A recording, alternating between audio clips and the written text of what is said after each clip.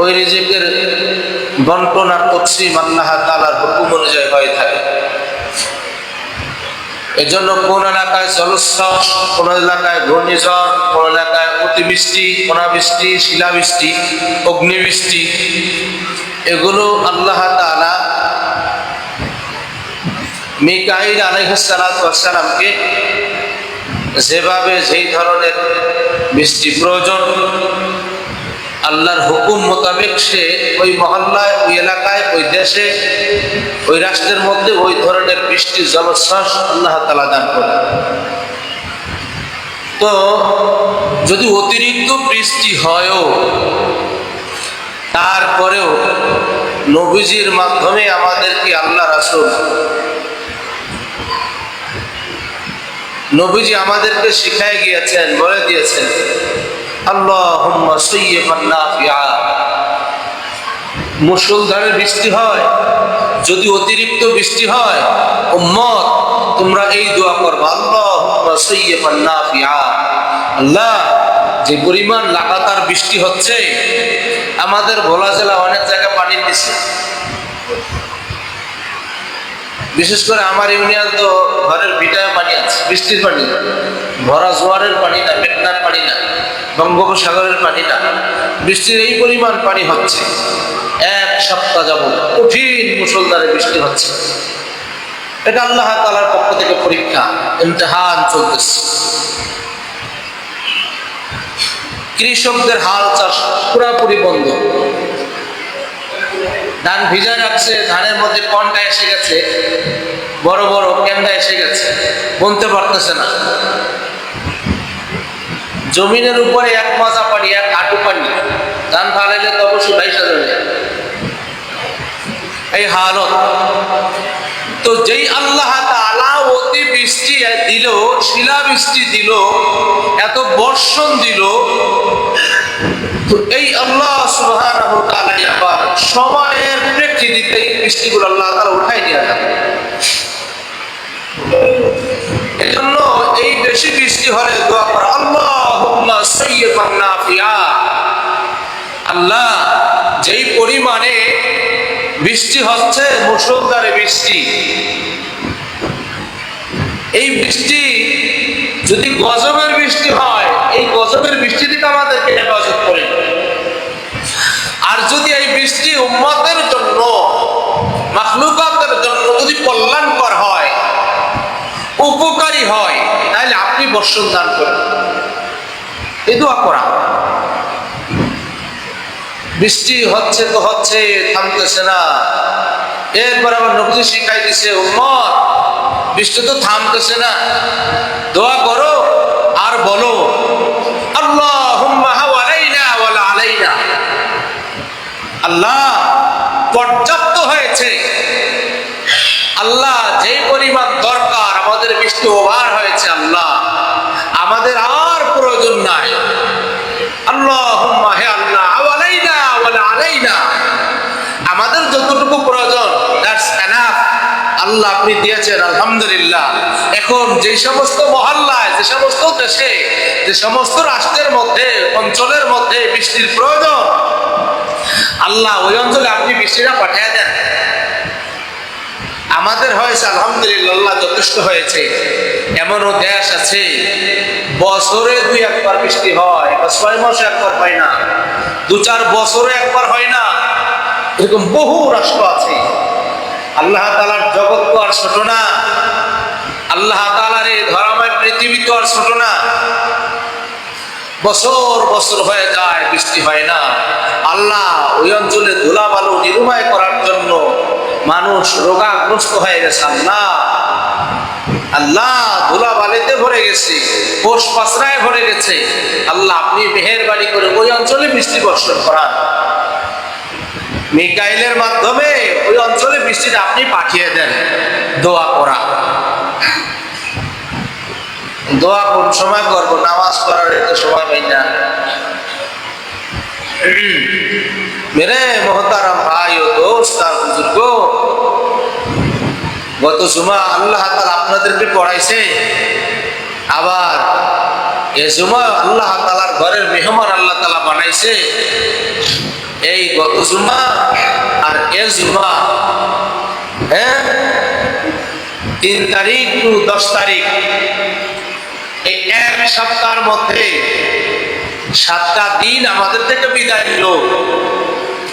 35 ওয়াক্ত নামাজ আমাদের থেকে চলে গেল। এখন 35 ওয়াক্ত নামাজ তো আমার জিম্মায় ফরজ ছিল।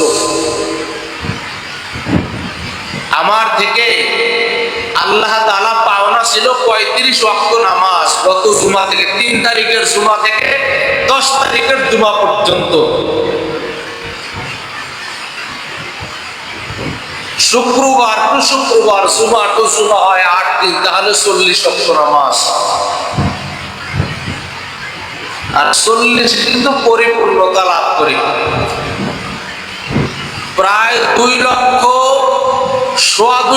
নবী এবং রাসূল আসছে। সমস্ত নবীদেরকে 40 বছরের পরে নবুয়তি দিছে, 40-এর আগে কাউকে দেয় নাই। 40-এ নবুয়তি পেয়েছে, 40-এ পরিপূর্ণতা লাভ করে আমাদের নবীজিকে আল্লাহ তাআলা 40 বছরের নবুয়তি দিয়েছে, মোহরে নবুয়ত। আর শুক্রবার টু শুক্রবার 40 ওয়াক্ত নামাজ গেল।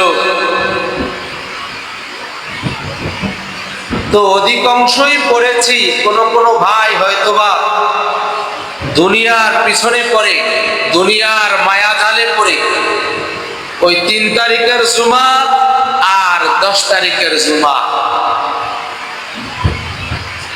যদি আমাদের আল্লাহ হেফাজত করেন, যদি মাকসাদ আর উদ্দেশ্য হয় এই 3 জুমা যদি বরাবর না পড়ে, তাহলে আল্লাহ তাআলা অন্তরের মধ্যে মোহর মাইরা দেয়। ইমানের কথা, ইমানের নূর অন্তরে প্রবিষ্ট হয় না। তাহলে হেদায়েতের নূর দিলের মধ্যে ঢোকে না। তাই আমরা জুমাটা বাদ না দিয়া কমসে কম জুমাটা পড়ি। আল্লাহ হেফাজত করেন। যদি এই উদ্দেশ্য, এই মাকসাদ থাকে যে জুমাটা পড়বো, যাতে করে অন্তরের মধ্যে আল্লাহ তাআলা মোহর না মাইরা দেয়, তাই তো গোমরা হয়ে যাবো। শুধু যদি দিলের মধ্যে এতটুকু লালন করে, তাহলে এই মোহর আর ঠেকানো সম্ভব না। হ্যাঁ, জুমার নামাজ পড়া এই দোয়া কর, আল্লাহ জুমা তো আপনি পড়ান, আল্লাহ আপনি আমাকে 5 ওয়াক্তও পড়ান। যেমনি বাবা আজকে জুমার জন্য আনছেন, আমার ব্যবসা বাণিজ্য ছেড়ে দিয়ে আপনি জুমার জন্য আপনার ঘরে মেহমান হওয়ার তৌফিক দিয়েছেন। আল্লাহ সময় ফারেক করে আল্লাহ আপনি আমাকে 5 ওয়াক্ত এরকম কবুল করেন। এই হেদায়েতের দোয়া করা, নিজের ইসলাহের জন্য নিজে দোয়া করা, নিজের গুনাহের জন্য নিজে অনুতপ্ত হওয়া, নিজের নাফরমানির জন্য নিজে অনুশোচনা হওয়া। মেরে মোহতারাম ভাই ও দোস্ত আর বুজুর্গ, এজন্য হযরত মূসা আলাইহিস সালাতু ওয়াস সালামকে তাওরাত যে ওনাকে দিবে, বলছে মূসা তুমি 30 দিন রোজা রাখবা। 30 দিন কোরআনে আসছে, মূসা তুমি 30 দিন রোজা রাখবা, এরপর আমি তোমার তাওরাত দিব। কিন্তু 30-এর পরও আরো 10 পুরা 40 করাইছে আল্লাহ তাআলা। ওই যে মেসক করছিল, মেসক করার কারণে আল্লাহ বলছে আরো 10 দিন জরিমানা, 40 দিন পুরা হয়েছে। এরপরে আল্লাহ তাআলা কি করেছে, 40-এর সময় আল্লাহ তাআলা তাওরাত মূসা আলাইহিস সালামকে দান করেছে।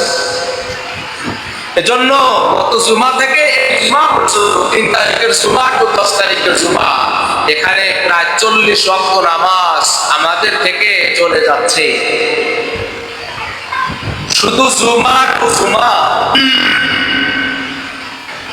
এখানে নূর আসবে না, হেদায়েতের বাচ্চা ফুটবে না।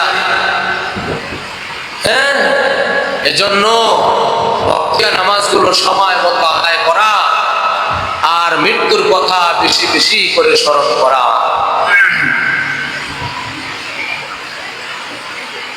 তো গত জুমা পড়ে গেল, আর এই জুমা পড়তে আসবে, তাও কয় রাকাত, শুধু 2 রাকাত, শুধুই 2 রাকাত। আল্লাহ তাআলাকে ফাঁকি দেওয়া না, আমাকে আমি ফাঁকি দিলাম, আমার আমি পুরাইলাম, আমার ধ্বংস আমি অনিবার্য ডেকে আনলাম। না বাবা না, এভাবে আর উদাসীনতা নয়। কর্মব্যস্ততায় দোকানপাটে থাকেন, খেতে খামারে থাকেন, অফিস আদালতে থাকেন, কোর্ট কাচারিতে থাকেন, ড্রাইভার ভাইরা আপনারা সিএনজি অটো চালান, কোনো কিছুই নিষেধ না, কোনো কিছুই নিষেধ না। আল্লাহ বলে নাই যে তুমি শুধু গাড়ি চালাও, গাড়ি চালাও, শুধু জমি চাষাবাদ করো, জমি চাষাবাদ করো, শুধু চাকরি বাকরি করো, কোর্ট কাছারি করো। আল্লাহ এটা বলে নাই। আল্লাহ বলেছে ফাইদা কুতিয়াতিস সালাতু ফান্তাশিরু ফিল আরদি ওয়াবতাগু মিন ফাদলিল্লাহ। হে গাড়িওয়ালা, আযান হয়েছে, পার্কিং করে নামাজটা পড়ে না।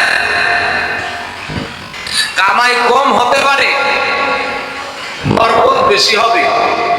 কামাই কম হতে পারে, রুজিতে ওয়াসাআত আমি আল্লাহ তাআলা দিব। কামাই বেশি হবে, রোগ শোক বালা মুসিবত দিয়া ডাবাইয়া দিব, ডাবাইয়া। হ্যাঁ, আলো বাজারি করা, লাকমেল করা, দুর্নীতি করা, হ্যাঁ, অসাধ উপায়ে কোটি কোটি মিলিয়ন বিলিয়ন ডলারের মালিক হবে, আমি আল্লাহ তাআলা দাবায়া দিতে জানি। হ্যাঁ, আমি আল্লাহ তাআলা একটা বেশি ধরা দিব। যাবেন আপনি, হাসপাতাল যাবেন, সাউথে যাবেন, আসগর আলী যাবেন, অ্যাপোলো যাবেন, স্কয়ার যাবেন, ল্যাবএইডে যাবেন, পপুলারে যাবেন, সিঙ্গাপুর যাবেন, আমেরিকা যাবেন, কানাডা যাবেন, মাদ্রাজ যাবেন, যেখানে যাবেন এক বিসিতে আমি ক্যান্সার ধরাই দেবো। ক্যান্সার, ক্যান্সারের নাই কোনো ক্যান্সার। হাজার হাজার কোটি মিলিয়ন টাকায় কি লাভ হলো? এজন্য আল্লাহ তাআলার হুকুমকে প্রাধান্য দেওয়া। মেরে বাপ, মেরে ভাই, এজন্য সময় মতো নামাজটা আদায় করা। গাড়িওয়ালা গাড়ি পার্কিং করে নামাজটা পড়ে নেন, বাড়িওয়ালা আপনিও নামাজ পড়েন, ভাড়াটিয়া আপনিও নামাজ আদায় করেন, বস আপনিও নামাজ আদায় করেন, কর্মচারী আপনিও নামাজ আদায় করেন। আল্লাহর নির্দেশ ফাইদা কুদিয়াতিস সালাতু ফান্তাশিরু ফিল আরদ ওয়াবতাগু মিন ফাদলিল্লাহ। যখন নামাজ শেষ হয়ে যায়, কৃষক খেতে ছড়াই পড়ো। নামাজ শেষ, অটো রিক্সাওয়ালা, ভ্যানওয়ালা, সিএনজিওয়ালা রোডে নেই বাজাও। নামাজ শেষ, বস তুমি অফিসের চেয়ারে বসে যাও। নামাজ শেষ, হে সংসদ ভবন 350 জন।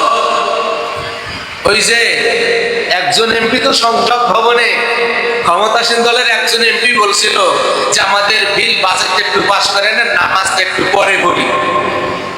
হ্যাঁ, আমাদের স্পিকার সাহেব হাফিজউদ্দিন সাহেব, আমাদের ভোলার সন্তান, উনি বলেছিল নামাজ নট ফর ওয়েট,